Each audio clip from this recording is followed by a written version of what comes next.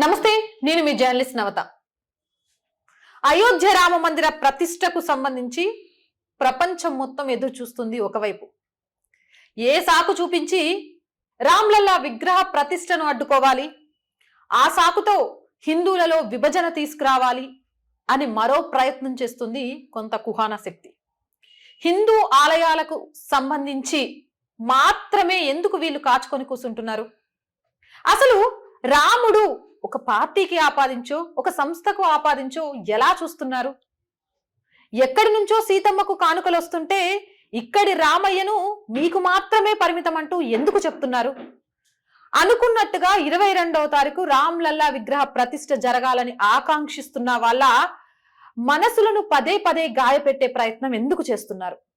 వీటికి సంబంధించి ఈ రోజు అనేక సందేహాలను మీ ముందు నివృత్తి చేయడానికి రావినుతల శశిధర్ గారిని నేను తీసుకొని వచ్చాను. ఎందుకు అనంటే చాలా డౌట్లు ఉన్నాయి. వాస్తు బాలేదంటారు ఒకరు, విగ్రహ ప్రతిష్టకు టైం కాదంటారు మరొకరు. అసలు మేము ఏ శాస్త్రాలను నమ్మము అనేవాళ్ళు ఈ రోజు శాస్త్ర పండితులను దగ్గర కూర్చోబెట్టి ముచ్చట్లు చెప్పిస్తున్నారు.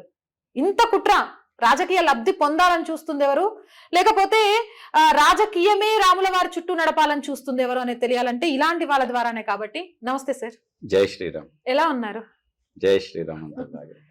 రైట్. అంటే నాకు తెలిసి మీలాంటి వాళ్ళకు ఎంత సంతోషం ఉందో అంత టెన్షన్ కూడా ఉంది అని నేను అనుకుంటున్నాను. నిజమేనా? టెన్షన్ ఏం లేదు, సంతోషం ఉప్పొంగుతుంది. టెన్షన్ ఎందుకుంటది? అంతేలే. అంటే మీ విశ్వ హిందూ పరిషత్, మీ ఆర్ఎస్ఎస్, మీ బీజేపీ వాళ్ళది కదా రాముడు, అందుకే మీరు సంతోషంగా ఉన్నారేమో. గర్వపడుతున్నాం. అయోధ్యలో రామజన్మభూమి మందిరం కోసం ఉద్యమాలు చేసినటువంటి సంస్థలలో ఉన్నందుకు, త్యాగాలు చేసినటువంటి సంస్థలలో ఉన్నందుకు, సమర్పణ భావంతో పనిచేసినటువంటి సంస్థలలో ఉన్నందుకు నిజంగా మేము గర్వపడుతున్నాం. ఇవాళ చాలా మంది మాట్లాడుతూ చెప్తున్నారు, నాకు తెలిసినంత వరకు 140 కోట్ల జనాభాకే కాదు, ధర్మాన్ని నమ్మి ధర్మబద్ధంగా ప్రజాస్వామ్యం జరగాలి అని కోరుకునే ప్రతి ఒక్కరికి దేవుడు రాముడు. కానీ కొంతమంది ఎందుకు ఎస్పెషల్లీ వీళ్ళకు సంబంధించిన వాడే రాముడు, వీళ్ళ లబ్ధి కోసమే రాముడు, వీళ్ళే రాముడు కోసం పోరాటం చేశారు అన్నట్టు మాట్లాడుతున్నారు. వాళ్ళు రాముని వారసులు కాదు, మేము బాబర్ వారసులము, ఔరంగజేబు వారసులము, అక్బర్ వారసులము అని అనుకుంటున్నారు. ఆ భావజాలంతో బతుకుతున్నారు. అయోధ్య రామ మందిరం ప్రాణప్రతిష్టకు రాము అని ప్రకటించినటువంటి నేతలు కుటుంబం, ముఖ్యంగా ఒక కుటుంబం గురించి మనం చెప్పుకోవాలా. ఆ కుటుంబంలో ముగ్గురు. జవహర్లాల్ నెహ్రూ 1959 లోపట బాబర్ సమాధిని సందర్శించి వచ్చిండు. 1968 లోపట ఇందిరాగాంధీ బాబర్ సమాధిని సందర్శించి వచ్చింది. 2005లో రాహుల్ విన్సీ బాబర్ సమాధిని సందర్శించి వచ్చిండు.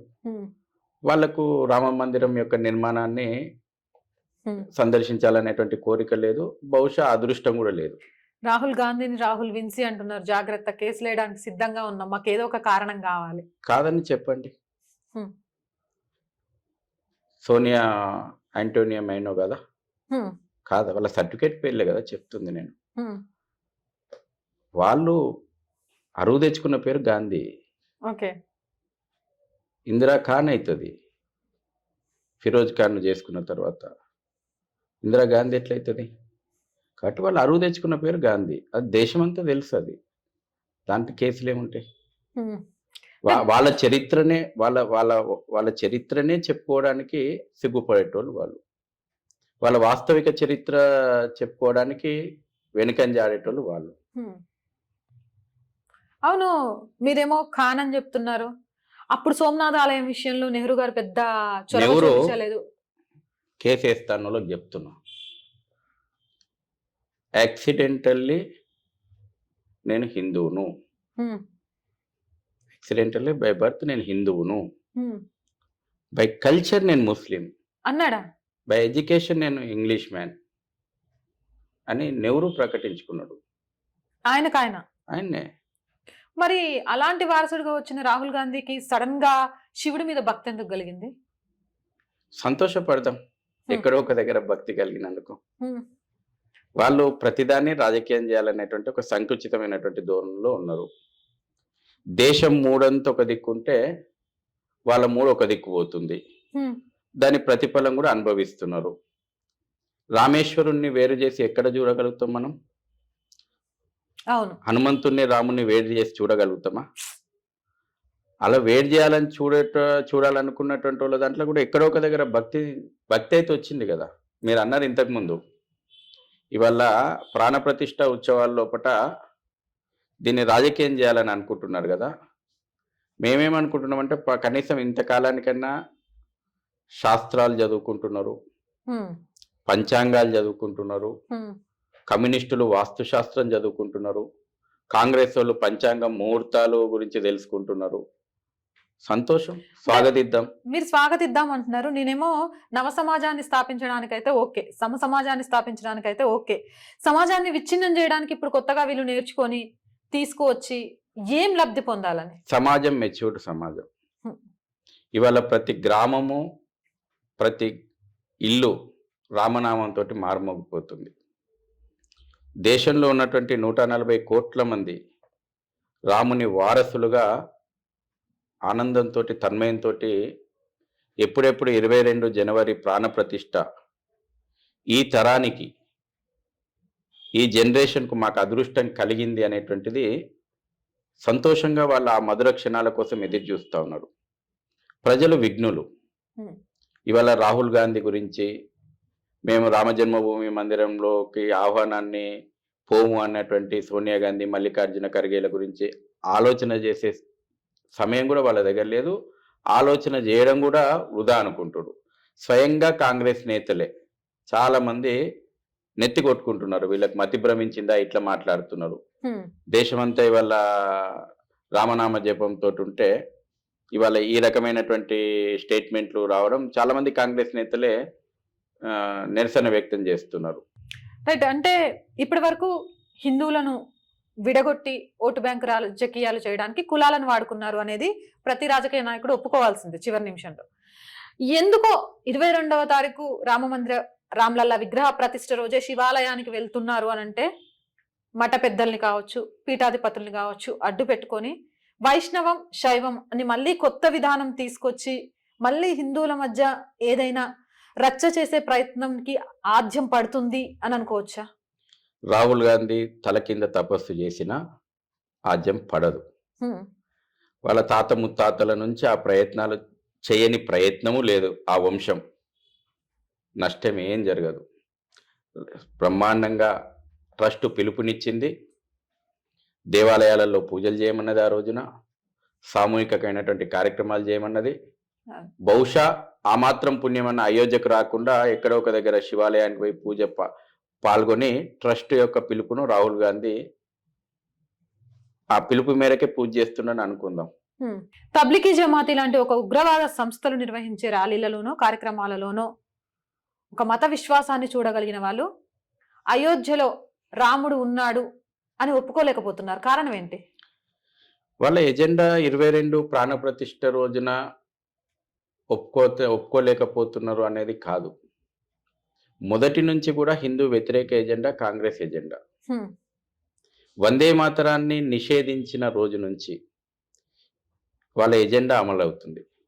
ఖిలాఫత్ ఉద్యమానికి మద్దతు ఇచ్చిన రోజు నుంచి వాళ్ళ ఎజెండా అమలవుతుంది.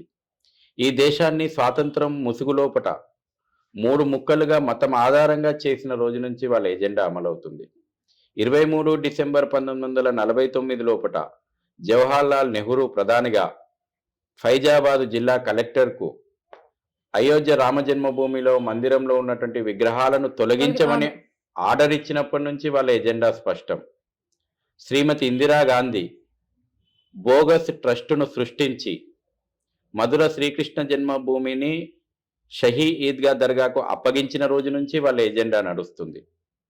ఎర్రకోట సాక్షిగా 15 ఆగస్టు 1992 లోపట బాబర్ మజీద్ను పునర్నిర్మిస్తామని ప్రధానిగా ఉన్నటువంటి పివి నరసింహారావు నోటి నుంచి పలికించిన రోజు నుంచి వాళ్ళ ఎజెండా స్పష్టంగా ఉన్నది.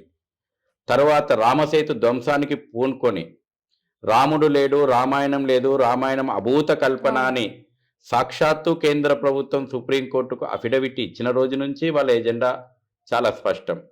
వారు మొదటి నుంచి కూడా ఈ దేశానికి, ధర్మానికి, సంస్కృతికి వ్యతిరేకమైనటువంటి ఎజెండానే వాళ్ళ ఎజెండా.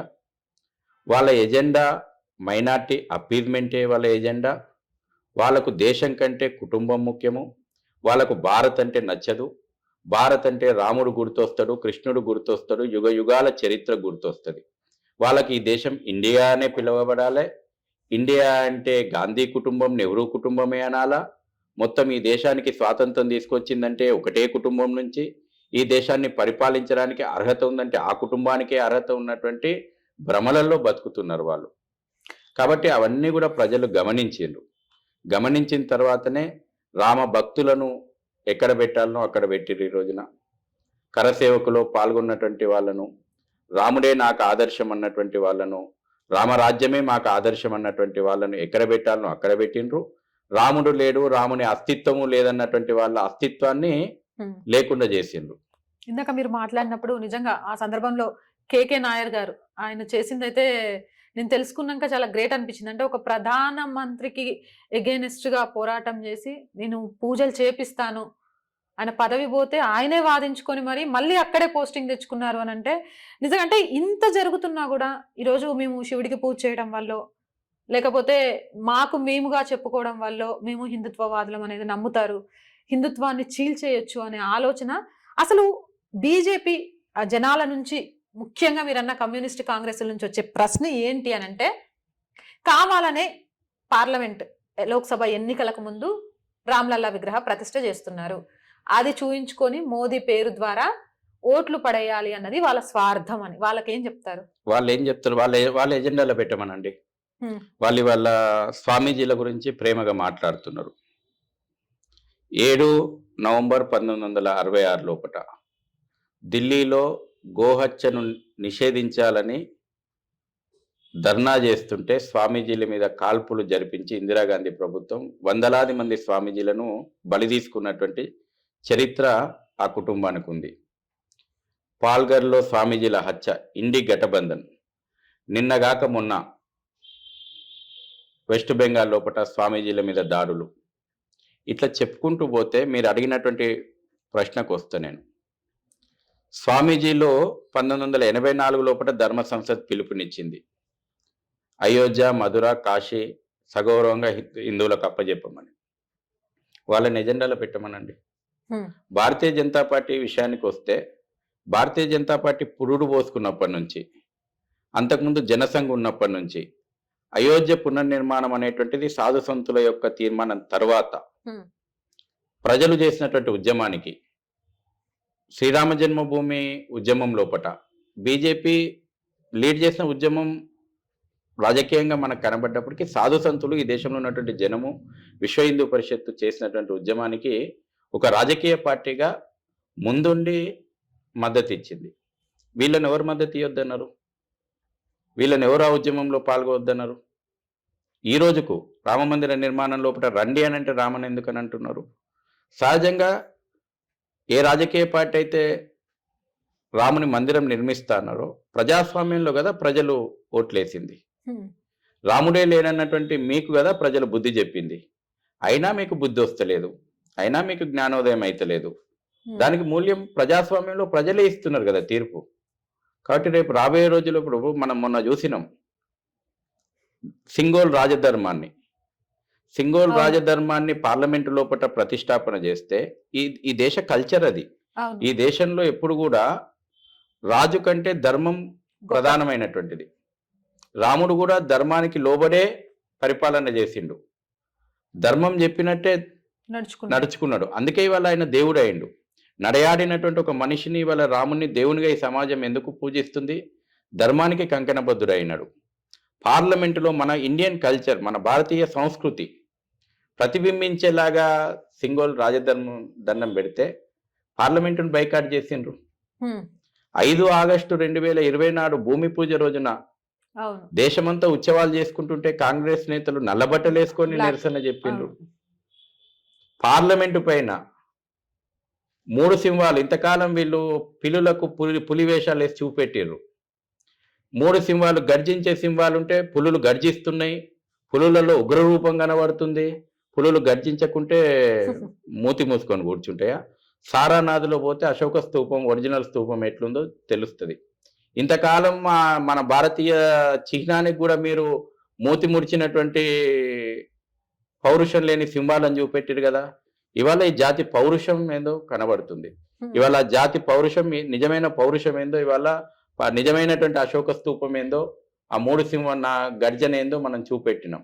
ఇవాళ అయోధ్యలో రామ మందిరం అనేటువంటిది ఈ జాతి పౌరుషానికి నిలువెత్తు నిదర్శనం, ఈ జాతి పోరాటాలకు నిలువెత్తు నిదర్శనం, ఈ జాతి యొక్క విజయ పరంపరలకు నిలువెత్తు నిదర్శనం, ఈ జాతి యొక్క వీరోచితమైనటువంటి పోరాటాలకు, త్యాగాలకు, సమర్పణ భావాలకు ఎప్పుడు ఈ జాతి తల వంచదు, సగౌరవంగా లేచి నిలబడగలుగుతుంది అనే దానికి ఇవాళ ఈ తరానికి ప్రత్యక్ష ఉదాహరణ అయోధ్యలో అయినటువంటి నిర్మాణమైనటువంటి భవ్య రామ మందిరం. సోమనాథ్ దేవాలయం 17 సార్లు నేలమట్టం చేసినా మళ్ళీ తిరిగి పునర్నిర్మాణం అయ్యింది. అయోధ్యలో ఇవాళ భవ్య రామం ఈ తరం సాగించినటువంటి పోరాటాల యొక్క భవిష్యత్తులకు ప్రేరణ, భవిష్యత్తు తరాలకు ప్రేరణ ఇచ్చేలాగా ఈ తరం సాగించినటువంటి పోరాటం ఇదిగో ఈ విజయం, ఈ దేశ విజయం. అది అయోధ్య రామ మందిరం ఈ దేశ స్వాభిమాన మందిరం, భవిష్యత్తు తరాలకు స్ఫూర్తివంతమైనటువంటి మందిరం, భవిష్యత్తు తరాలకు ప్రేరణ ఇచ్చేటువంటి మందిరం. భారత్ను అన్ని రంగాల్లోపట ఒకనాడు విశ్వగురువుగా ఉన్నటువంటి భారత్ వేలాది సంవత్సరాల దాడుల లోపట అనేక విషయాలు మనం కోల్పోయినాం కదా. మళ్ళీ జాతీయ పునర్నిర్మాణం, సాంస్కృతిక పునర్నిర్మాణం, సాంస్కృతిక పునర్వైభవం సాధించే దిశలోపట వేగంగా అడుగులు పోతున్నాయి, ముందుకు కదులుతున్నాయి అనే దానికి నిలువెత్తు నిదర్శనం అయోధ్యలో భవ్య శ్రీరామ మందిర పునర్నిర్మాణం. జాతి చరిత్ర సువర్ణాక్షరాలతోటి లిఖించడానికి మొదటి పేజీ మళ్ళీ ప్రారంభం అవుతుంది. ఎగ్జాక్ట్లీ. అంటే ఇలాంటివన్నీ విన్నప్పుడు ఆటోమేటిక్గా రోమాలు ఇట్లా నిక్కబొడుచుకున్నట్టు అయిపోతూ ఉంటాయి. విదేశాల్లో కూడా భవ్య మందిరంలో రామ్లల్లా విగ్రహ ప్రతిష్ఠ జరిగే 2 గంటల సమయాన్ని పనికి సడలింపిచ్చేశారు. ఆ కార్యక్రమం చూడండి అని. నాకు ఒక డౌట్, ఎంఐఎం, ఏఐఎంఐఎం ఇవి మొత్తం నుంచే పుట్టిన పార్టీలు, కానీ కాంగ్రెస్లో కానీ కమ్యూనిస్ట్లో కానీ ఇంకో పార్టీలో నుంచి కానీ ఒక ముస్లిం అభ్యర్థి పోటీకి దిగితే అరే ఎంఐఎం ఒక మతతత్వ పార్టీ బై, దానికి కాదు మేము లౌకిక పార్టీ, మాకు ఓటేయండి అని ఒక్క సభ మీద మాట్లాడు. కానీ బీజేపీ నుంచి ఒక అభ్యర్థి నిలబడితే అదే హిందూ స్టేజ్ మీద నిల్చొని అది బీజేపీ హిందూ మతతత్వ పార్టీ, మాది లౌకిక పార్టీ, మేము అందరినీ కలుపుకోబోతాం, మాకు ఓటేయండి అని మాట్లాడతారు. మైనారిటీగా ఉన్న వాళ్ళని చూసి భయపడే వాళ్ళు ధర్మం మీద నడుస్తున్న హిందూ ధర్మాన్ని చూసి ఎందుకు భయపడలేకపోతున్నారు? ఎందుకు నోటికొచ్చిన మాటలు మాట్లాడుతున్నారు? వస్తుంది సరైనటువంటి ప్రజాస్వామిక బద్ధంగానే ప్రజలే బుద్ధి చెప్తున్నారు. ఇటువంటి నోరులు మూయించేటువంటి, ఇటువంటి నోళ్లను కట్టేసే హిందూ వ్యతిరేక శక్తులు, వాడు 15 నిమిషాలు ఇస్తే అన్నాడు కదా, అటువంటి తోడు ఉండాల్సింది అసెంబ్లీలో కాదు, చెంచల్గూడ జైళ్లను, చెర్లపల్లి జైళ్లను ఉండాల. కఠినమైనటువంటి చట్టాలు రావాల. అటువంటి ప్రభుత్వాలు, రామరాజ్యాలు కూడా రాష్ట్ర ప్రభుత్వాలలో రావాల. దానికోసం ప్రజలు చైతన్యవంతులవుతున్నారు, ప్రజలన్నీ గమనిస్తున్నారు. ఈ ఓటు బ్యాంకు రాజకీయాలు, కుహానా ఓటు బ్యాంకు రాజకీయాలు. మన్మోహన్ సింగ్ మాట్లాడిండు, ఈ దేశంలో వనరుల మీద మొదటి హక్కు ముస్లింలకే ఉంటుందని. 2014 లోపట మతహింస నిరోధక బిల్లు పేరు మీదన అతిపెద్ద కుట్రకు సోనియా గాంధీ తెరలేపింది. ఈ దేశంలో హిందువులను 2వ తరగతి ప్రజలుగా ట్రీట్ చేసేటువంటి కుట్ర అన్ని కూడా ఎదుర్కొన్నది సమాజం. భవిష్యత్తులో కూడా ఈరోజు ఎంత చైతన్యం వచ్చింది సోషల్ మీడియా వచ్చిన తర్వాత. ఇంతకాలము కొన్ని సంస్థల గుప్పిట్లనే చరిత్ర మనకు తెలియనియల. వాళ్ళు రాసిందే పుస్తకం, వాళ్ళు చెప్పిందే వార్త, ఇట్లా నడిపించారు కదా. ఇవాళ ఇప్పుడు మీలాంటి వ్యక్తులు ఒక 20 సంవత్సరాల క్రితమో 15 సంవత్సరాల క్రితమో ఈ జర్నలిజాన్ని మనం చూడలేదు. ఫిక్స్డ్ ఎజెండా జర్నలిజం, జనాలకు వాళ్ళ యొక్క పాతబడిన సిద్ధాంతాన్ని నూరిపోయడమే కానీ వాస్తవాలను చెప్పలే. ఈరోజు అన్నీ బయటకు వస్తున్నాయి. నిజంగా కూడా మేము చదువుకునేటప్పుడు కూడా బాబర్ అక్బర్ కథలు ఉండే, ఒక కళ్యాణ్ సింగ్ కథో, ఒక కేకే నాయర్ కథో, ఇవన్నీ మాకు తెలియదు. ఇప్పుడు నేను అవన్నీ తెలుసుకుంటుంటే అరే ఇదా అసలు, అవి ఎందుకు రాశారు అందులో అనే క్వశ్చన్ వచ్చింది. రాముని గురించి పాఠం పెడితే మతతత్వం అన్నారు, కృష్ణుని గురించి చెప్తే మతతత్వం అన్నారు, ఛత్రపతి శివాజీ, రాణా ప్రతాప్, వీర సావర్కర్, సుభాష్ చంద్రబోస్, అల్లూరి భగత్ సీత, సింగ్. భగత్ సింగ్, వీళ్ళ చరిత్రలు చాలా తక్కువ చేసి చూపెట్టినాం. హ్మ్. మన సోషల్ స్టడీస్ బుక్ తెరిస్తే దారి దోపిడీ దొంగల చరిత్రలు, అవును. అలెగ్జాండర్ ది గ్రేట్, అంటే ఈ దేశం పైన దోచుకుపోవడానికి వచ్చినటువంటి వాళ్ళు, ఈ దేశం లోపట ప్రజల మాన ప్రాణాలపైన దమనకాండ సాగించినటువంటి వాళ్ళు, ఈ దేశ సంపదను లూటీ చేసినటువంటి దారి దోపిడీ దొంగలను గొప్ప హీరోలుగా చిత్రీకరించి మనం చూపెట్టిర్రు. ఇంతకాలం ఆ ప్రజల యొక్క మైండ్ సెట్, స్కూల్ పిల్లల మైండ్ సెట్ నుంచి కూడా అట్లా చేసుకుంటూ వచ్చారు. ఆ భావదారిద్ర్యం నుంచి దేశాన్ని ఇప్పుడు బయటికి తీసుకొచ్చేటువంటి ఒక మహత్తరమైనటువంటి ప్రయత్నం నడుస్తుంది. న్యూ ఎడ్యుకేషన్ పాలసీ వస్తుంది. మనదైనటువంటి గొప్పదైనటువంటి చరిత్ర ఇవాళ మనం పరిచయం చేస్తున్నాం. ఇవాళ సమాధుల చరిత్ర కాదు ఈ దేశ చరిత్ర, సమాధుల చరిత్రనే అని చూపెట్టిర్రు.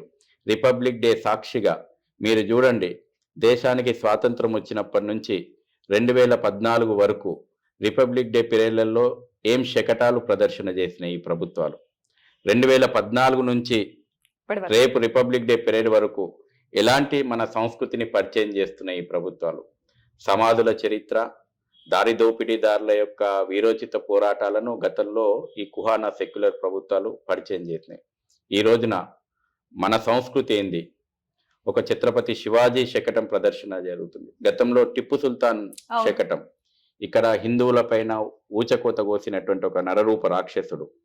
పండుగ పూట ఇప్పటికీ కొన్ని ప్రాంతాల లోపల దీపావళి పండుగ చేసుకోరు. కర్ణాటక, తమిళనాడు బార్డర్ ప్రాంతాల లోపల పండుగల పూట దేవాలయాల మీద దాడులు చేసి హిందువులను సామూహికంగా ఊచకోతలు కోసినటువంటి ఒక నరరూప రాక్షసుని రిపబ్లిక్ డే పీరియడ్ లోపల ఘనంగా మనం శకటం ప్రదర్శించుకున్నాం.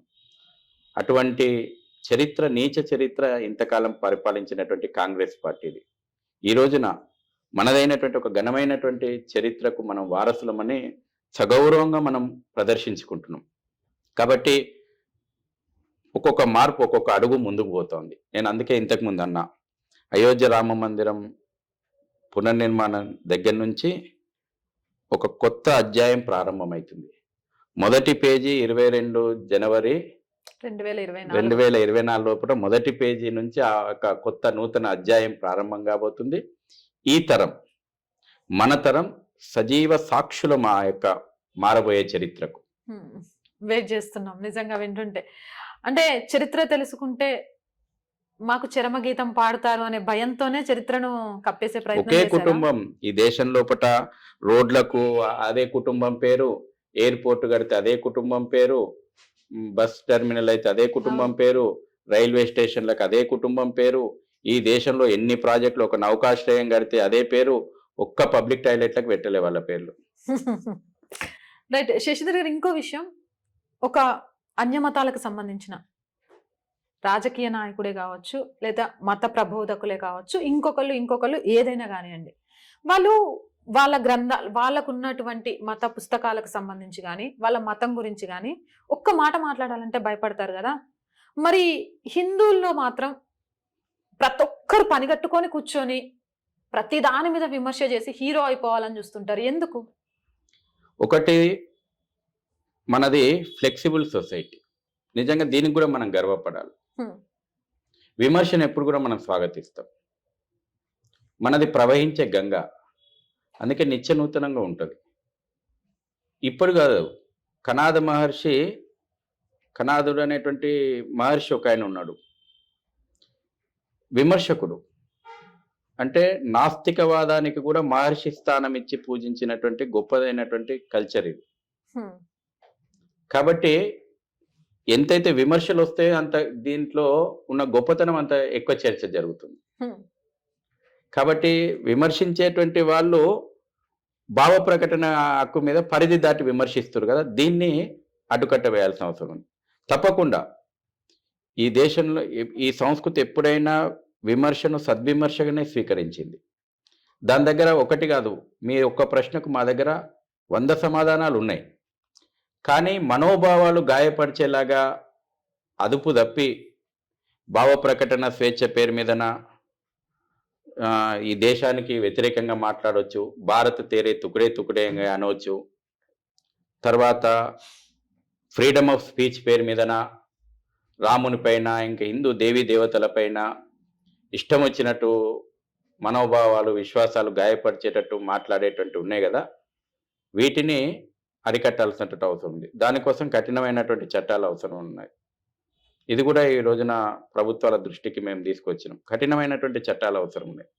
ఇవాళ ఎందుకు అంటే సమాజము ఒక రకమైనటువంటి రాక్షస ప్రవృత్తి అంటారు దాన్ని. అంటే ఒకరి విశ్వాసాలను గాయపరిచి ఒకరి మనోభావాలను కించపరిచి ఆనందం మోదరం అన్నట్టు. ముఖ్యంగా వాళ్ళు ఇవాళ నాస్తికవాదులు, హేతువాదులు, వాళ్ళు కేవలం హిందుత్వాన్ని విమర్శించడానికి ముసిగేసుకున్నటువంటి తొడుగులు అవన్నీ కూడా.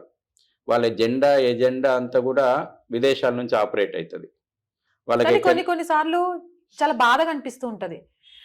అర్థం తెలిసి మాట్లాడతారా, తెలియక మాట్లాడతారా? గోవు నుంచి మొదలు పెడితే సరస్వతీదేవి దాకా అసలు అక్కడ ఉన్న ఆడవాళ్ళు ఎలా తీసుకుంటారు, లేకపోతే ఆ ధర్మాన్ని నమ్మిన వాళ్ళు ఎలా? మా పుట్టుకే ఇక్కడ నుంచి కదా. ఇప్పుడు క్రీస్తు పూర్వం క్రీస్తు శకం అని మనం చదువుకుంటాం. అంటే క్రీస్తుకు పూర్వం ఉంది, అల్లాకు సంబంధించి పలానా అని చెప్తాం. 2024 సంవత్సరంలో ఉన్నాం కదా. 2024 సంవత్సరానికంటే ముందు ఈ ప్రపంచం లోపల క్రైస్తవం లేదు. 1500 సంవత్సరాల కంటే ముందు ఈ ప్రపంచం లోపల ఇస్లాము లేదు. అదే అంటున్నా, మాట్లాడే సనాతనంగా ఉన్నది భూమి పట్టినప్పటి నుంచి ఉన్నది సనాతనమైనటువంటి ధర్మమే చెప్తున్నా కదా. ఇవాళ ఈ రకమైనటువంటి అరువు తెచ్చుకున్నటువంటి భావజాలం, విదేశీ భావజాలం, ఇతర యొక్క ఎజెండాలు, విదేశీ మిషనరీల ఎజెండాలు ఇక్కడ ఈ దేశం లోపల మోస్తున్నారు. వాళ్లకు పబ్లిసిటీ ఇవ్వడానికి కూడా మీడియా సంస్థలు సిద్ధంగా ఉన్నాయి. నేను వాళ్ళ ఫర్ ఎగ్జాంపుల్ ఏదైనా విషయం కాగానే హిందూ సమాజం లోపల మహిళలను అణగదొక్కిండ్లను, లేకపోతే మహిళల గురించి పెద్ద చర్చ పెడతారు. మహిళా నేతలు చాలా మంది ఉన్నారు ఈ రాష్ట్రం లోపల. నేనంటే వాళ్ళకు మొన్న ఒక సలహా ఇచ్చిన, భారతదేశం లోపల మహిళ సమాన హక్కుల గురించి పోరాడాల్సిన అవసరమే లేదు. హక్కులు లేనటువంటి దేశాలలో, పురుషుల కంటే తక్కువ హక్కులు ఉన్నటువంటి దేశాలలో సమాన హక్కుల గురించి పోరాడాలి. భారతదేశం లోపల ఈ సనాతనమైనటువంటి ధర్మం లోపల మహిళ పురుషుని కంటే ఉన్నత స్థానం లోపల ఉంది. ఇది కుటుంబ వ్యవస్థ గొప్పతనం, సనాతన ధర్మం యొక్క గొప్పతనం. ఇది అర్థం కావాలి కదా. ఇది అర్థం అయ్యి మాట్లాడుతున్నారు వాళ్ళు, అర్థం కాక కాదు. విమర్శ కోసం విమర్శ వాళ్ళది. తర్వాత మహిళల గురించి గొప్పగా మాట్లాడేటోళ్ళు మొన్న త్రిపుల్ తలాక్ తీసేస్తే అది వాళ్ళ మతపరమైనటువంటి హక్కు అంటారు. అక్కడ మహిళా హక్కులు గుర్తురావు. తర్వాత అనేక విషయాల లోపట వాళ్ళు పడుతున్నటువంటి ముస్లిం మహిళలు పడుతున్నటువంటి బాధల గురించి మాట్లాడడానికి ఈ మహిళా సంఘాలకు నోరు రాదు. అక్కడ మతపరమైనటువంటి విశ్వాసం అనేటువంటిది గుర్తొస్తుంది. ఏది అబద్ధాలను ప్రచారం చేయాలనుకున్నంత మూర్ఖత్వం ఇంకోటి ఉండదు. ఇంకోటి వక్ఫ్ బోర్డ్ చట్టం ఎలా అయితే కఠినంగా ఉందో, ఇది మా భూమి అంటే ఇచ్చేయాలి అన్నట్టుగా దేవాలయ భూముల మీద అలాంటి చట్టాన్ని ఈ ప్రభుత్వ కబంధ హస్తాల నుంచి ఆలయాలకు రక్షణ ఎప్పుడు వస్తుంది? మేము చట్టమే అవసరం లేదంటున్నాం. అదే చెప్తున్నా. ప్రభుత్వాలు ఈ ప్రజాస్వామ్యం పుట్టక ముందు ఈ దేశంలో కొన్ని వేల సంవత్సరాలుగా దేవాలయాలకు ఒక వ్యవస్థ ఉంది. అసలు దేవాలయం చుట్టూ ఒక బ్రహ్మాండమైనటువంటి ఒక అడ్మినిస్ట్రేషన్ వ్యవస్థ ఉంది. ఇప్పుడు మీరు ఇదో పెద్ద సబ్జెక్టు, దీని మీదనే చర్చ పెడితే ఇంకోసారి మళ్ళీ చేద్దాం. నేను చాలా సింపుల్గా చెప్తా. ఇవాళ ఒక ప్రభుత్వం మంత్రిత్వ శాఖలు ఎన్ని పనులు చేసినాయో, ఒకనాడు దేవాలయ కేంద్రంగా అన్ని వ్యవస్థలు ఒక విలేజ్లో ఉన్నాయి. ఈ రోజున దేవాలయం వ్యవస్థ చుట్టూ ఉన్నటువంటి కార్యక్రమాలు, మనం చేసుకునేటువంటి పండుగలు, ఒక గ్రామంలో ఉన్నటువంటి కుల వృత్తులకు జీవనాధారము, ఏ సీజన్లో ఏ పండుగ చేస్తున్నామో ఆ పూజల్లో వాడేటువంటి వస్తువులు, ఇవన్నీ కూడా మనం చూస్తే కుల వృత్తులు జీవనోపాధికి ఆర్థిక పుష్టీకరణ కోసం దేవాలయం చుట్టూ పండుగల వ్యవస్థ ఏర్పడింది. ఇది పెద్ద సబ్జెక్ట్. ఇది దేవాలయం అనేటువంటిది ఒక గుండెకాయ లాంటిది. సమాజానికి మనిషి గుండె ఎంత హెల్తీగా పనిచేస్తే మనిషి అంత ఆరోగ్యంగా ఉంటాడో, దేవాలయాల వ్యవస్థ అంత పకడ్బందీగా పనిచేసిన రోజున ఈ సమాజం లోపట ఆ రకమైనటువంటి ఆరోగ్యకరమైనటువంటి వ్యవస్థ ఉంది. దాన్ని కాలక్రమంలో అందుకే దాడులు చూడండి మీరు. మొఘలు తురుష్కుల యొక్క దాడులు జరిగితే ఫస్ట్ ధ్వంసం చేసింది టెంపుల్స్ దేవాలయాలు. అవును. ఎందుకు వాళ్ళు టార్గెట్ చేసుకున్నారు? దేవాలయాల వ్యవస్థను నిర్వీర్యం చేస్తే ఈ యొక్క దేశాన్ని మనం నిర్వీర్యం చేయొచ్చు అనేటువంటి కుట్ర. బ్రిటిష్ పీరియడ్ లోపట చట్టాల పేరు మీదనే ఎందుకు దేవాలయాలను వాళ్ళ కంట్రోల్కు తీసుకున్నారు?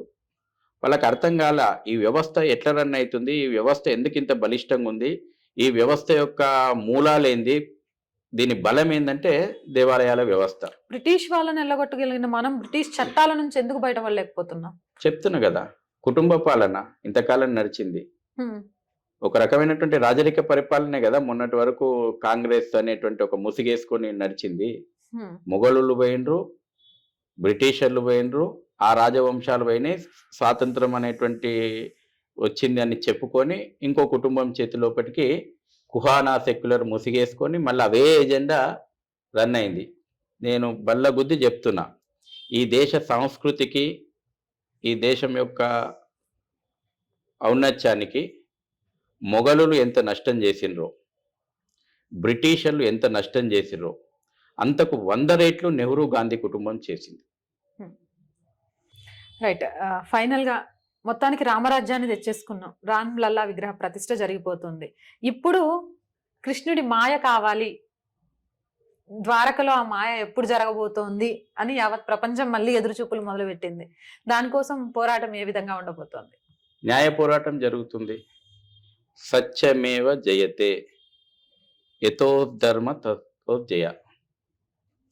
ఇది మన యొక్క భారతదేశం రాజచిహ్నం మీద సత్యమేవ జయతే అని ఉంటుంది. సుప్రీంకోర్టు చిహ్నం మీద యతో ధర్మ తతో జయ. రాముడు పుట్టిండా అని మాట్లాడిండ్రు, రాముడు ఇక్కడనే పుట్టిండా అని నమ్మకమేంది అని మాట్లాడిండ్రు, అసలు రాముడే లేడని మాట్లాడిండ్రు, ఉంటే ఆధారాలు ఏందని మాట్లాడిండ్రు. అరే ఈ దేశం లోపట యుగ యుగాలుగా ప్రజల హృదయాల లోపట రాముడు ఉన్నాడు, రాముడు ఈ జాతికి ఆదర్శము, అంటే ఆ విశ్వాసాలు మేము పరిగణలోకి తీసుకోము, ఇది సెక్యులర్ ప్రభుత్వాలు అని మాట్లాడిండ్రు. తవ్వకాలు జరిగినాయి, మనమేమీ అడ్డుకోలా, నిజం నిర్భయంగా బయటకు వస్తుందని చెప్పినాం. ఇతరుల విశ్వాసాలను ఇట్లా ప్రశ్నించేటువంటి ధైర్యం కూడా చేయరు. అయినా మన విశ్వాసాలను పరీక్షించారు. మేము విశ్వాసాలు నమ్మమన్నారు. 140 కోట్ల మంది రాముని యొక్క వారసుల విశ్వాసాలు మేము నమ్మమన్నారు. ఎవరన్నారు? భారత ప్రభుత్వం.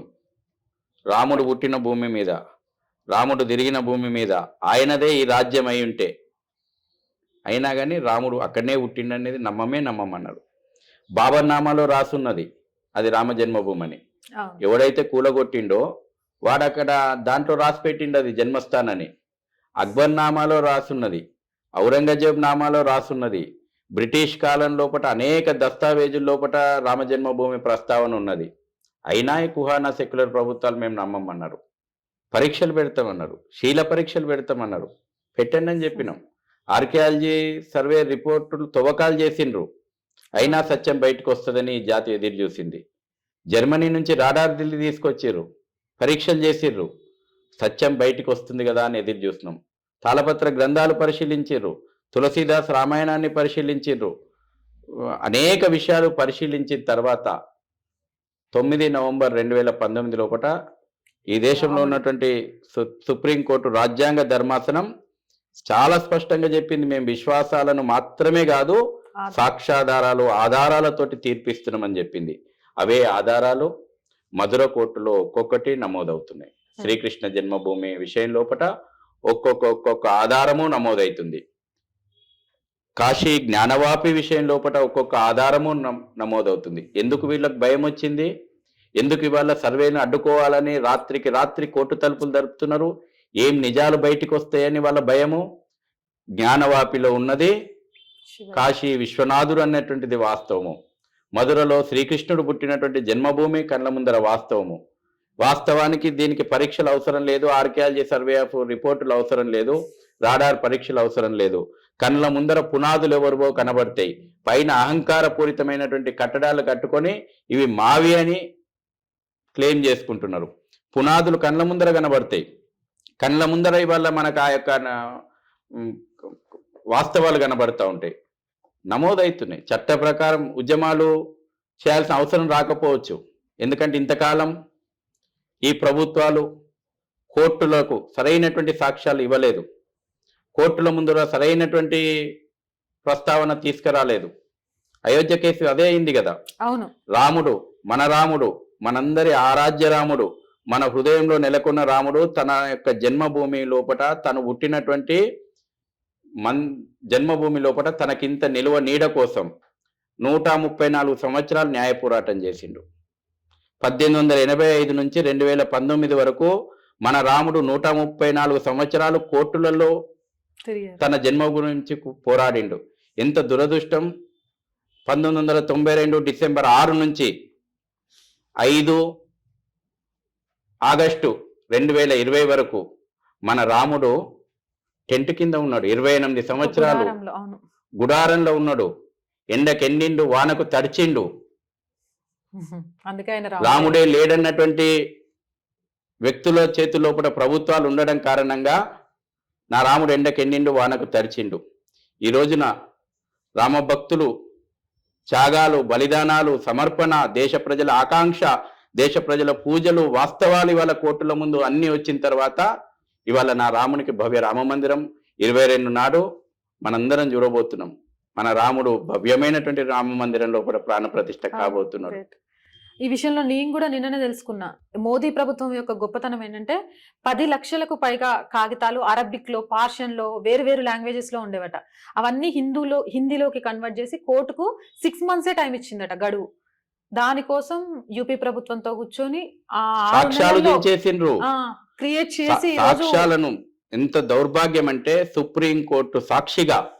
సుప్రీంకోర్టు రాజ్యాంగ ధర్మాసనం సాక్షిగా పరాశరన్ గారు 94 సంవత్సరాల వయసు లోపట రాముని మందిరం జన్మభూమికి సంబంధించినటువంటి సాక్ష్యాధారాలను, పాత రికార్డులను కోర్టు ముందు పెడుతుంటే కాంగ్రెస్ నియమించినటువంటి రాజీవ్ ధావన్ న్యాయవాది పరాశరన్ గారి చేతిలో ఉన్నటువంటి సాక్ష్యాధారాలను చింపేసినటువంటి చరిత్ర సాక్ష్యం కళ్ళ ముందర ఉన్నది.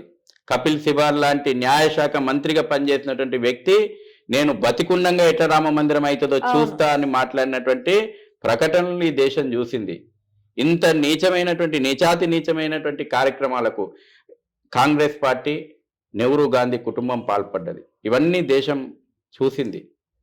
అయినా ధర్మంని గెలిపించుకుంది దేశం. అందుకే నేను చెప్తున్నాను, ఇవాళ ఈ గెలుపు జాతి గెలుపు, జాతి యొక్క పోరాటాల గెలుపు, జాతి యొక్క పౌరుషానికి చిహ్నం ఇవాళ, జాతి చేసిన త్యాగాలకు చిహ్నం ఇవాళ, ఈ జాతి చేసినటువంటి సమర్పణకు చిహ్నం ఇవాళ జాతి సాధించుకుంది. ఈ దేశం ఎన్నటికీ ఓడిపోదు.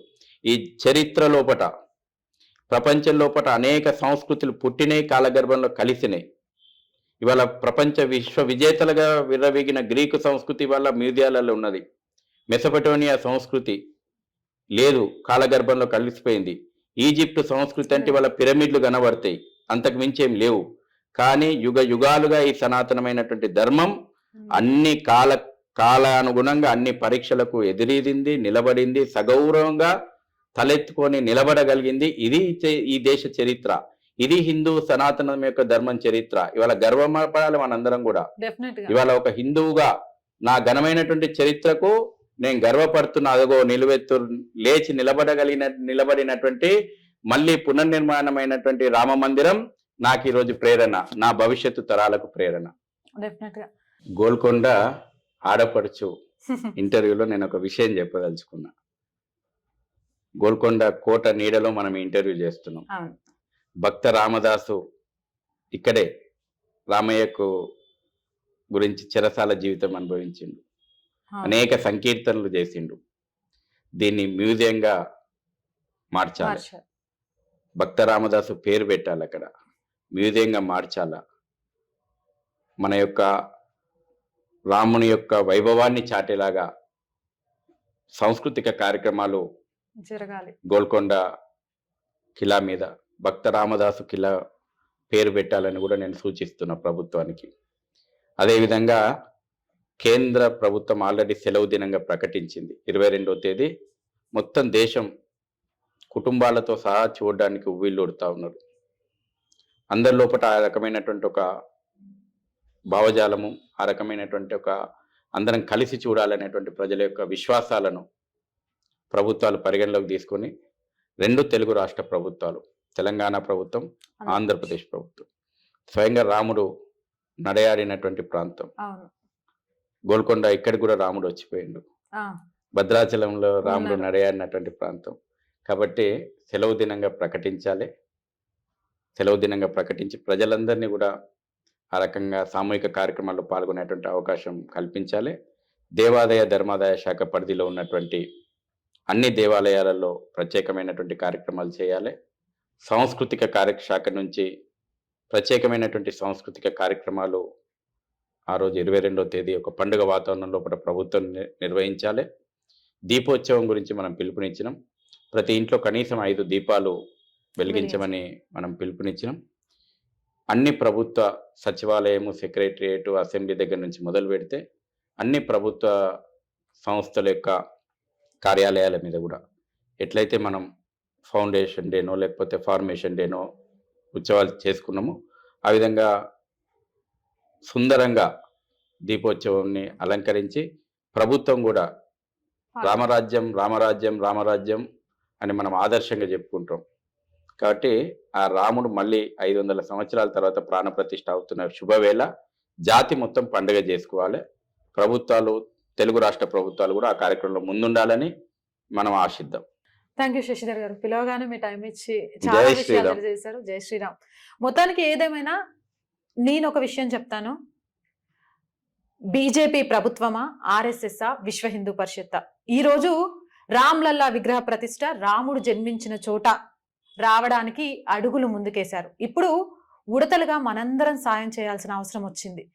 ఏ ఆలయం అయినా సరే భక్తుల తాకిడి ఎక్కువగా ఉంటే ఆలయం విరజిల్లుతుంది. అలాంటి ఆలయాలు 10 నిర్మితం అవడానికి కారణమవుతుంది. ఒక పెద్ద ఆయన చెప్పాడు నాకు, ఆ విషయం కంపల్సరీ నేను మీతో షేర్ చేసుకోవాలి. ఈ రోజు పాకిస్తాన్ అన్నానికి అలమటించడానికి కారణం ఏంటో తెలుసా? అక్కడున్న దేవాలయాలను ధ్వంసం చేయడమే. ఆ దేవాలయాలు గనక ఉండుంటే ఆ దేవాలయాలలో జరిగే అన్నదానంతోనైనా వాళ్ళ ఆకలికి అలవటించకుండా ఉండేటోళ్ళు. చేతులారా వాళ్ళు చేసుకున్న పాపమే అని చెప్పిండ్రు. నిజమే అనిపించింది. ఒక విద్యాలయాన్ని నడుపుతున్నాం దేవాలయాల ద్వారా, ఒక వైద్యశాలను నడుపుతున్నాం దేవాలయం ద్వారా, కుల మతాలకు అతీతంగా కడుపు నింపుతున్నాం భోజనశాలల ద్వారా. ఇంతకంటే ఏం కావాలి? మన చుట్టూ ఉన్న ఆలయాలను పరిరక్షించుకోవాలి. ప్రతి ఆలయాన్ని కూడా సనాతన ధర్మానికి ప్రతీకలుగా ముందు తరాలకు అందించడంలో మనమందరం కూడా రాముడికి ఉడతలలాగా సహాయం పడుతూనే ఉండాలి. అందులో మీ అందరూ ముందంజలో ఉంటారని ఆశిస్తున్నాం. 22వ తారీఖు మర్చిపోకుండా 5 దీపాలను వెలిగించి రాక్షస సంహారం అయిపోయింది, రాముని పట్టాభిషేకం జరిగింది అని యావత్ ప్రపంచానికి ఈ వెలుగులు కనిపించేలా చేయాలని మనస్ఫూర్తిగా కోరుకుంటూ సెలవు తీసుకుంటున్నా. జై శ్రీరామ్.